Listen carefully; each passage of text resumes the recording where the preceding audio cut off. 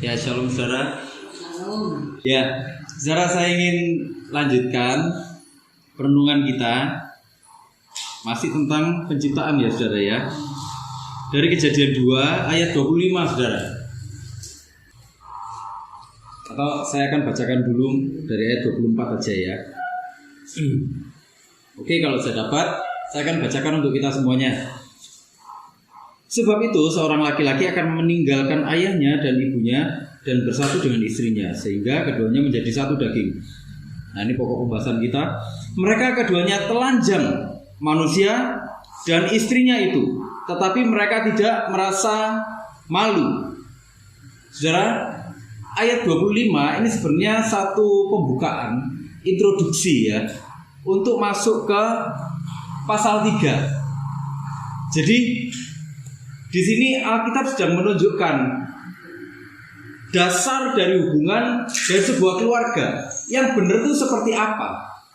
Keluarga itu seperti apa sih, gitu ya. Di minggu lalu kita sudah merenungkan sama-sama ya bahwa keluarga itu ternyata punya misi yang luar biasa. Keluarga itu punya panggilan yang luar biasa. Panggilannya apa? Membentuk masyarakat yang sesuai dengan isi hatinya Tuhan. Nah, ayat ke-25 ini menunjukkan hubungan di dalam keluarga itu seperti apa sih, gitu.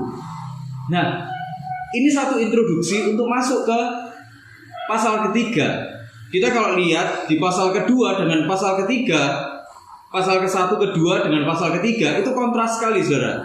Pasal ke-1, pasal kedua itu isinya baik semua, ideal semua, ya, ideal semua, sempurna semuanya. Tapi begitu kita masuk di pasal ketiga nanti, pasal ketiga itu isinya kejatuhannya manusia. Bagaimana manusia itu akhirnya binasa. Ya, nah ini introduksinya. Sesuatu yang benar-benar baik, tapi dirusak oleh iblis. Dan itu yang terjadi akhir-akhir ini, hari-hari ini, ya kan? Nah, saudara, dasar dari sebuah keluarga dibilang apa, saudara? Kata kuncinya, mereka berdua telanjang. Nah, nanti kita akan sama-sama bahas ya. Nah, Alkitab juga sedang menunjukkan ini sebuah peralihan ya saudara ya. Sebentar lagi akan digoda. Saudara, kalau kita perhatikan selama perenungan kita itu ada dua hal yang dilembagakan sama Tuhan. Yang dilembagakan apa? Yang pertama itu Sabat. Sabat itu dilembagakan. Dilembagakan bagaimana? Tuhan sampai bilang gini di 10 hukum, ingat dan kuduskanlah hari Sabat. Tuhan sampai menganggap itu sesuatu yang pokok. Sejak dari awal Sabat itu adalah sesuatu yang pokok, sesuatu yang sangat esensial, sesuatu yang sangat penting dalam perjalanan kehidupan manusia. Itulah kenapa Tuhan kasih satu hari perhentian. Selalu ada perhentian, selalu ada perhentian. Satu hal lagi yang dilembagakan oleh Tuhan itu apa? Pernikahan. Kalau Sabat itu menunjukkan hubungan antara manusia dengan Tuhan.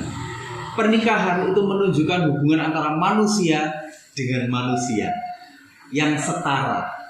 Nah, itu loh hebatnya kekristenan itu saudara ya. Alkitab itu sejak awal orang itu ya saudara ya, ribut-ribut tentang kesetaraan gender lah ya kan.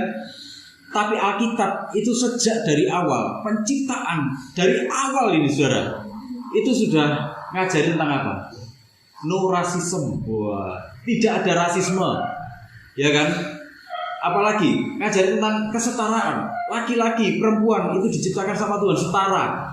Gak ada yang salah satu jadi hamba dan salah satu jadi tuannya, gak ada. Tapi diciptakan dalam pandangan Tuhan apa? Setara, sama-sama bermartabat. Itu ya saudara ya. Artinya apa? Dua hal ini kenapa dilembagakan? Karena dua hal ini sesuatu yang penting. Nanti kita akan melihat pentingnya bagaimana. Nah, saudara, saya akan langsung masuk ke kata-kata telanjang ini, saudara. Kata-kata telanjang. Suami, istri. Suami, istri. Ingat ya, saudara, suami dengan istri. Tunggal dengan tunggal. Jadi ini nggak ada ceritanya poligami di sini, saudara ya. Alkitab nggak ngajari tentang poligami. Loh, tapi kok kalau kita lihat kayak bahkan Raja Daud itu poligami gitu, ya kan? Kenapa kok sama Alkitab kok kayaknya Ya dicatat aja gitu loh. Kenapa? Saudara, Alkitab ini jujur sekali. Tokoh-tokoh Alkitab, sifatnya yang rusak, sifatnya yang baik itu ditulis semuanya. Kenapa? Sebagai sarana pembelajaran kita. Kita bisa melihat bagaimana Daud dengan kehidupan poligaminya, apa yang terjadi, saudara? Keluarganya berantakan, gak karu-karuan, ya kan? Keluarganya berantakan, gak karu-karuan, bunuh-bunuhan di sana sini, anak sama anak bunuh-bunuhan, ya kan? Gak ada akur-akurnya gitu loh. Nah, itulah kenapa Alkitab itu sangat jujur sekali. Semuanya ditulis, saudara ya.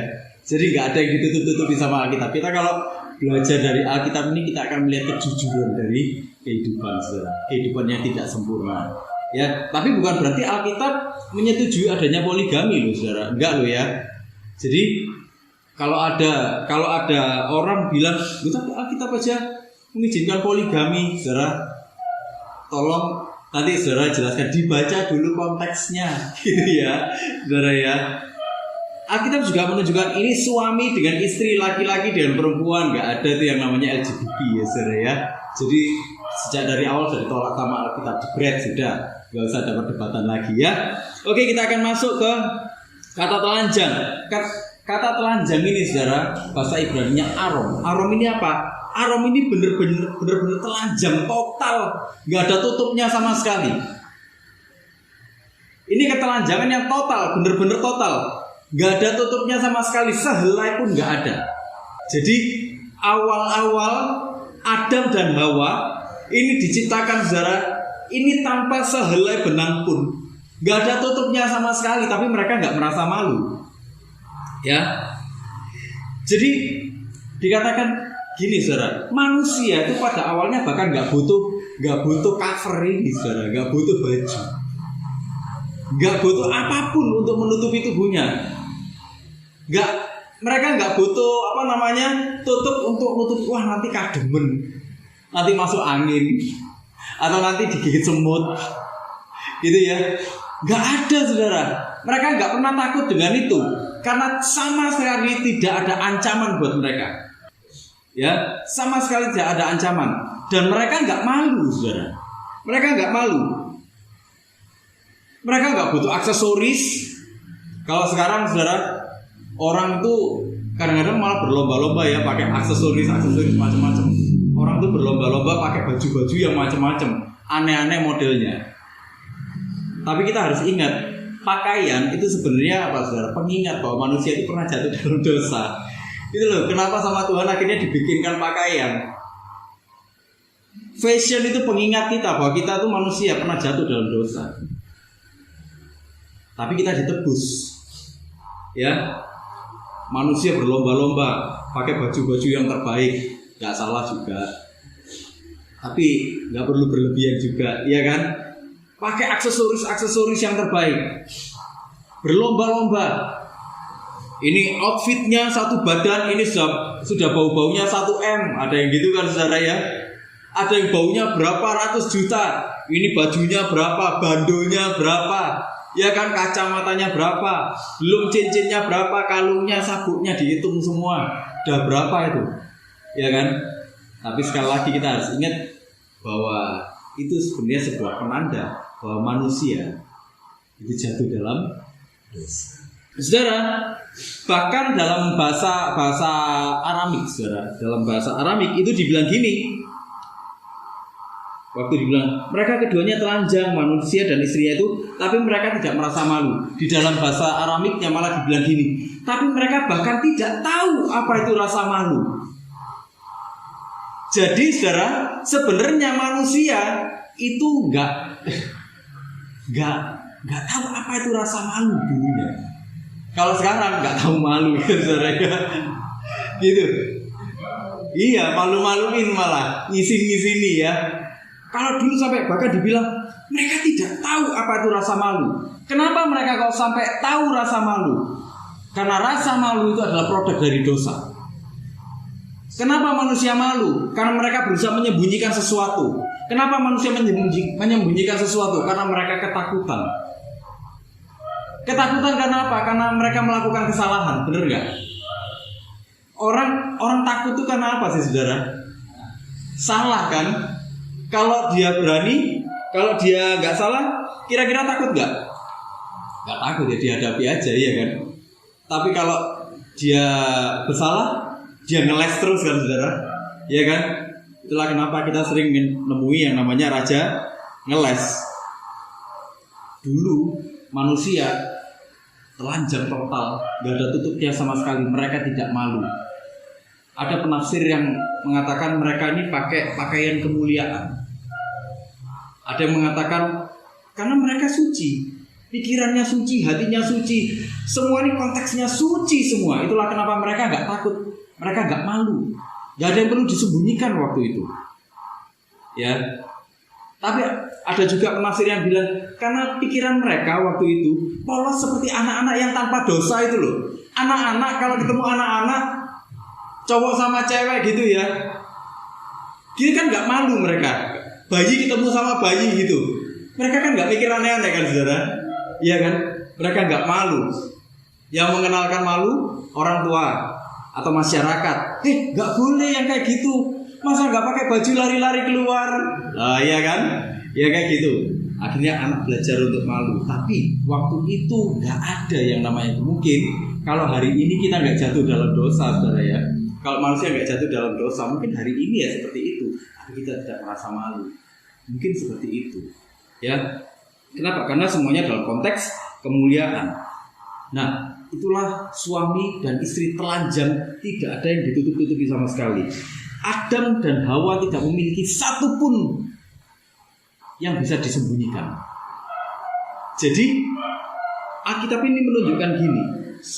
Di awal dulu pernikahan ini, pernikahan yang pertama kali di dunia, itu tidak ada satu pun yang disembunyikan. Kalau sekarang ya di dalam satu rumah tangga itu banyak yang disembunyikan ya saudara ya. Lihat WA-nya aja nggak boleh, ya kan? Ada yang kayak gitu loh.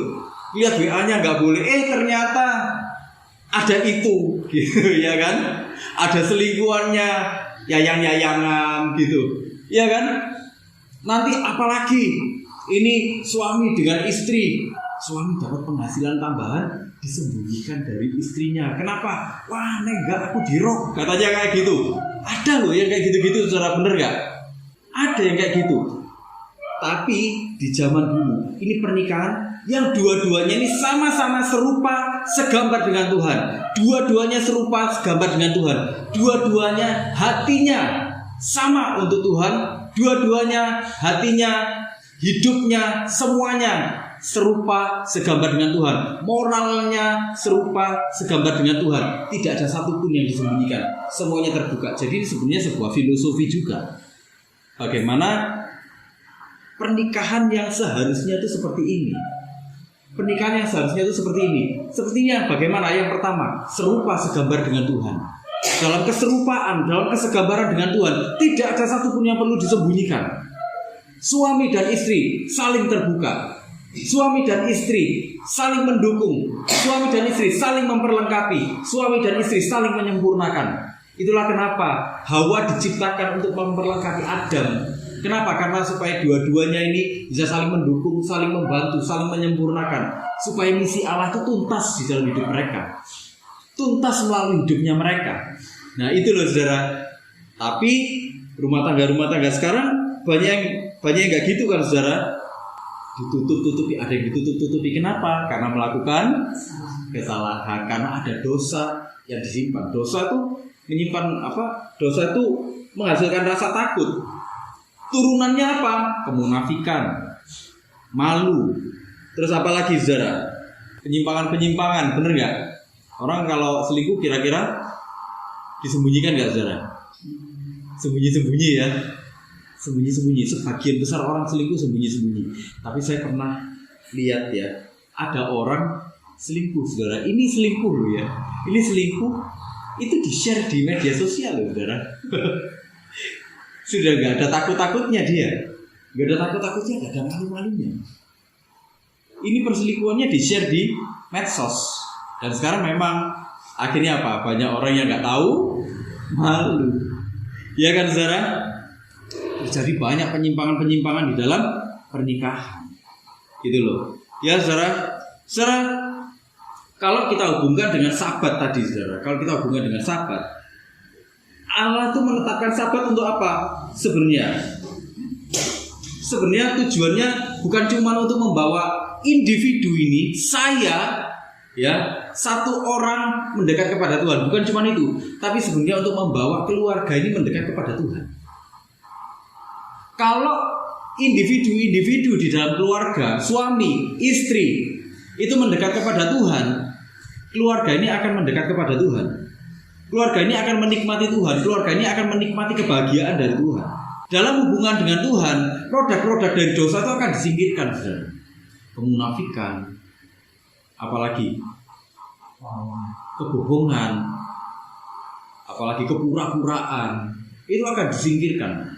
Ya, jadi sebenarnya gini loh, saudara, hubungan dengan Tuhan itu seperti ini loh. Ya, ini seperti segitiga ini. Suami di sini, istri di sini. Makin Tuhan di atas gini ya. Makin dekat sama Tuhan gini, sebenarnya hubungan suami istri, hubungan di dalam keluarga itu justru makin dekat, saudara. Gitu loh ya. Makin dia jauh dari Tuhan, hubungan suami istri itu juga makin menjauh. Gitu ya. Jadi itulah kenapa Tuhan menetapkan hari Sabat. Hari Sabat itu bukan cuma untuk orang per orang aja, tapi hari Sabat itu sebenarnya supaya keluarga ini itu ikut mendekat kepada Tuhan, ikut menikmati kebahagiaan dari Tuhan. Bukan cuma individunya yang bahagia, tapi keluarganya juga bahagia.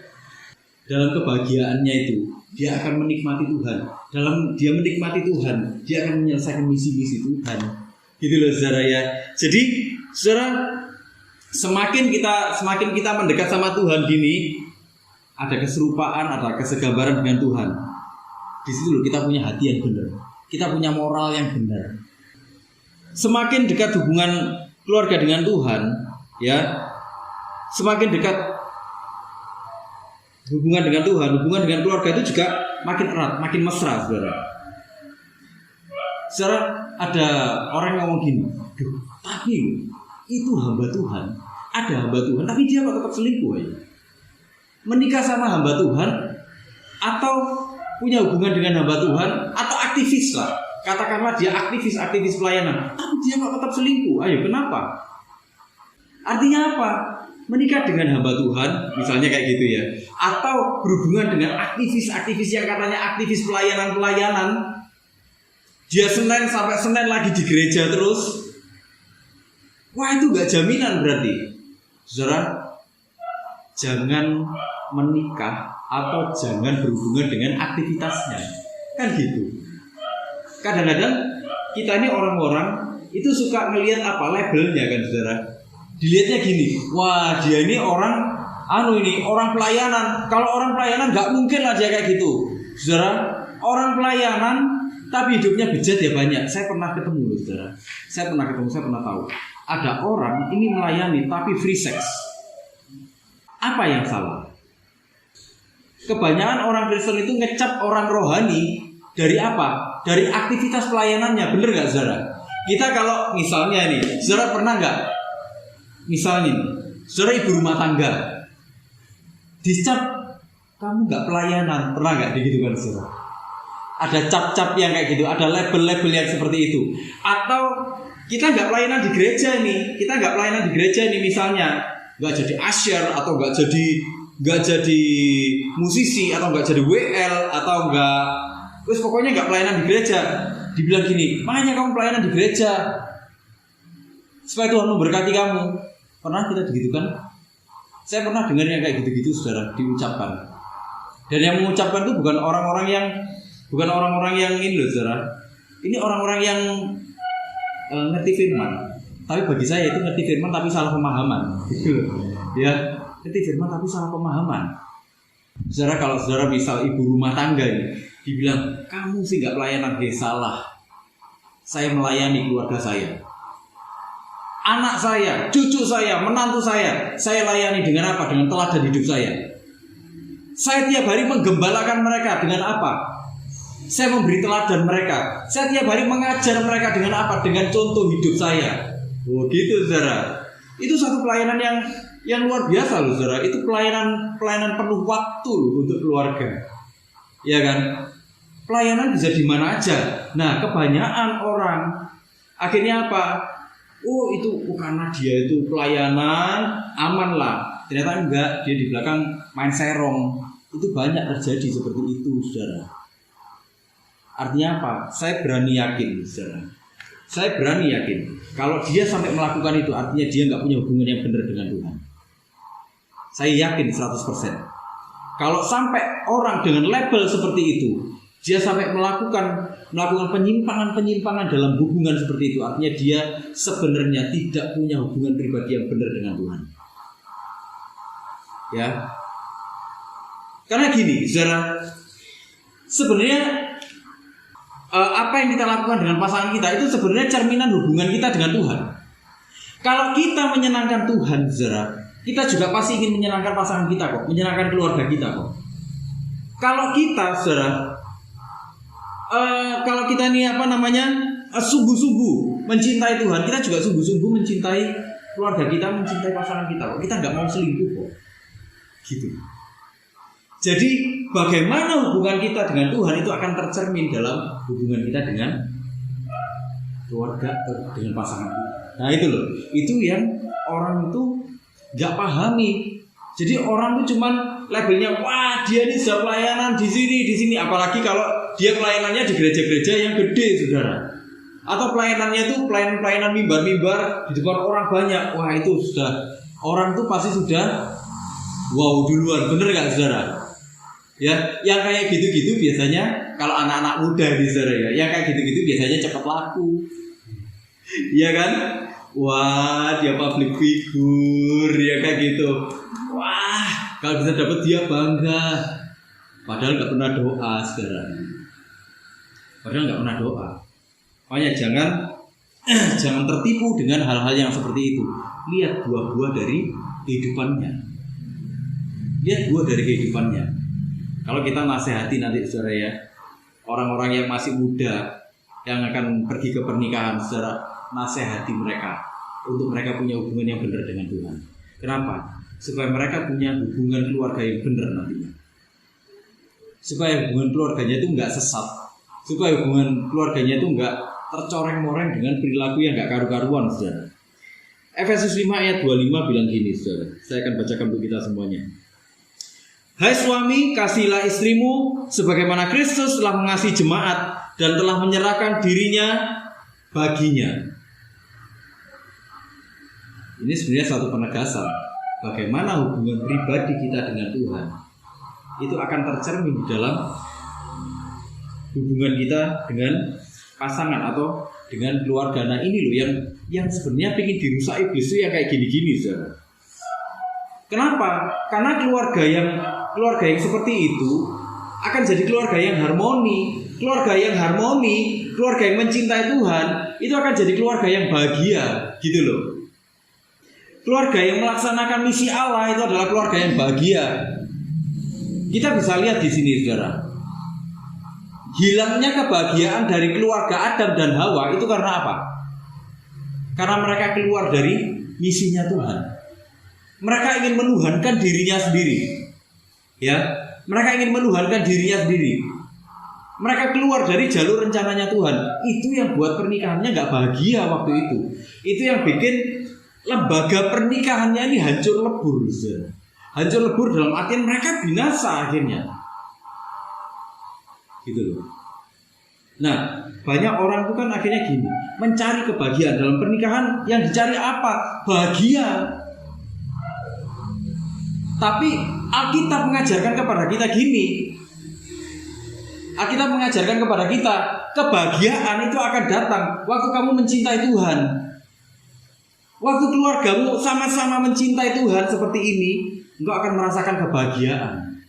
Jadi Alkitab ini lagi menunjukkan gini, semuanya harus kembali kepada Tuhan. Semua harus kembali kepada Tuhan. Semua harus kembali kepada Tuhan. Kalau yang dikejar kebahagiaan, saudara, kita akan mudah menuntut pasangan kok. Kamu, gara-gara kamu sih kayak gitu. Loh kamu ini kamu ini gitu terus, bener gak saudara? Memangnya ada saudara orang dalam pernikahan itu 100% cocok, ada gak kira-kira? Gak ada kan saudara? Kita memang waktu kita cari pasangan, kita cari mana sih yang paling mendekati, bener gak saudara ya? Mana yang paling mendekati, mana yang paling menyentuh hati, ya toh? Kita cari yang kayak gitu. Tapi waktu dijalani saudara, ayo, nah ya kan, sudah ketawa-ketawa. Artinya apa saudara? Gak 100% cocok, gitu loh. Sulit. Bahkan pernikahan itu sesuatu yang sulit. Kenapa? Saudara, kalau sama teman sekantor gitu saudara ya, gak cocok, kita bisa keluar saudara. Gampang kita keluar, resign gitu. Kalau dalam pernikahan saudara, ini belum keluar, bertengkar terus tiap hari saudara. Bertengkar tiap hari. Belum lagi nanti kalau ada piring terbang. Ya kan? Belum lagi nanti kalau gabrak-gabruk. Apa? Gabrak-gabruknya pintu dibanting. Biar. Ya kan? Apalagi kalau sudah anak. Papa, mama. Nangis. Saya dulu waktu masih tinggal di apartemen saudara, di atas saya itu ada itu pasangan suami istri. Waduh, kalau sudah menikah, kalau sudah bertengkar saudara ya, itu sampai bawa-bawa pisau saudara.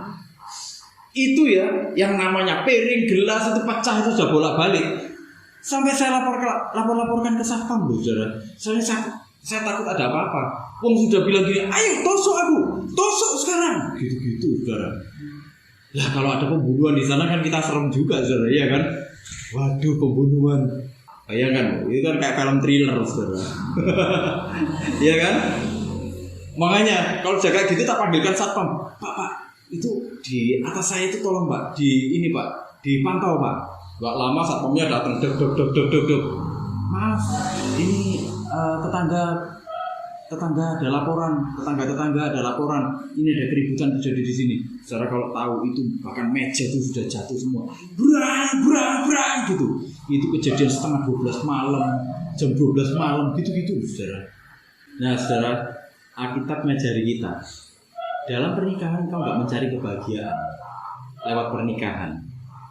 Engkau mencari Tuhan dan engkau akan bahagia dalam pernikahan gitu. Sama-sama engkau mencintai Tuhan, maka engkau akan bahagia dalam pernikahan. Itulah kenapa kita harus tanya. Kita harus ajarkan kalau nanti ini ada anak-anak muda mau menikah, nanti anak-anaknya Jesusan gitu ya. Siap-siap mantu Jesusan. Nah, harus dimotivasi. Nah, waktu kamu menikah, apa kehendak Tuhan di dalam hidupmu? Gitu loh. Apa yang kamu ingin lakukan bersama-sama untuk Tuhan? Nah, yang kayak gitu-gitu harus ditanyakan bersama, gitu saudara. Jadi menikah nggak cuma sekedar menikah. Nah, yang kayak gitu. Tapi inilah yang dirusak sama iblis. Manusia ini kan sudah bawa misi dari Tuhan, saudara. Nah, nanti di pasal ketiga kita akan lihat bagaimana iblis merusak semuanya dengan cara yang sangat sopan. Wah, gitu ya. Ini luar biasa loh. Iblis merusak tapi caranya sopan loh, saudara. Dia nggak menunjukkan diri sebagai sosok yang waktu itu serem, sosok yang waktu itu sangar gitu, enggak, sopan. Dia ngomongnya sopan sekali. Makanya jangan tertipu dengan kesopanan, saudara ya. Jangan tertipu dengan kesopanan. Standarnya kita satu, bener gak dia hidupnya? Buah hidupnya itu bener gak? Bisa dinikmati gak buah dari kehidupannya itu? Nah, itu loh. Dia bener-bener cinta sama Tuhan gak? Tandanya apa? Hidupnya bisa dinikmati. Itu loh saudara ya. Jadi saudara, pernikahan itu bukan cuma sekedar pernikahan. Pernikahan ini diinisiasi oleh Tuhan, dibentuk oleh Tuhan apa? Supaya misinya Tuhan itu ada di dalam pernikahan. Ada di dalam pernikahan misinya Tuhan apa? Menghasilkan jiwa-jiwa yang serupa, segambar dengan Tuhan. Itulah kenapa pelayanan di dalam keluarga itu gak boleh diremehkan. Makanya kalau ada orang bilang, "Wah, kamu cuma ibu rumah tangga makanya melayani di gereja."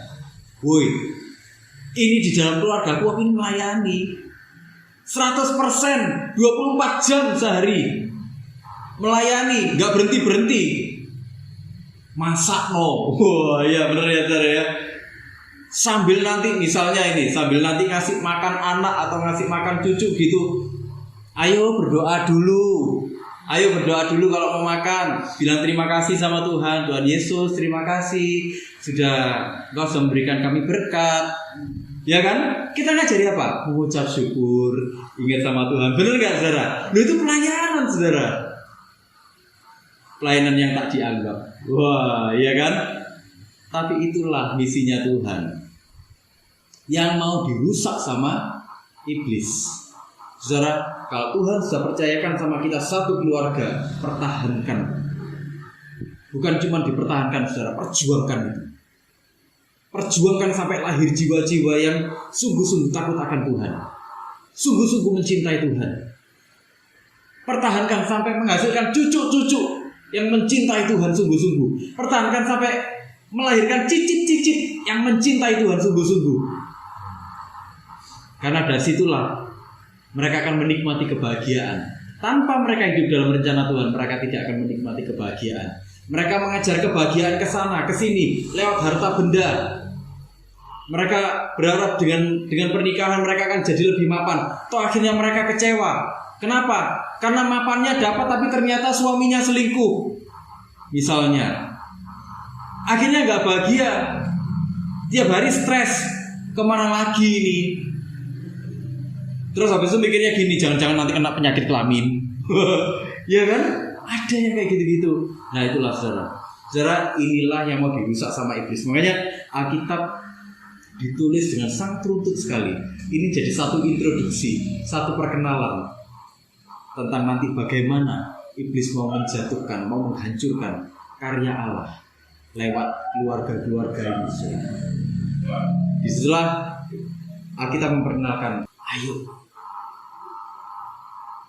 pertahankan, perjuangkan keluarga yang dipercayakan Tuhan ini, supaya iblis gak bisa ngaco, supaya iblis gak bisa melahirkan generasi yang gak karu-karuan. Di Asia, Indonesia itu negara dengan jumlah selingkuh terbanyak kedua. Yang nomor 1 Thailand, saudara. Indonesia itu jumlahnya 40%, saudara, yang mereka bilang mereka selingkuh. Apakah kita akan membiarkan keluarga-keluarga hancur seperti itu? Keluarga-keluarga yang hancur melahirkan generasi yang hancur juga. Apa kita akan biarkan yang seperti itu? Enggak. Ayo saudara, ini rasa percaya dari Tuhan. Tuhan bisa percayakan kepada kita semuanya di keluarga-keluarga. Ayo saudara, saya ingin dorong kita semuanya berjuang mempertahankan semakin cinta dengan Tuhan. Amin saudara. Yuk sama-sama kita berdoa.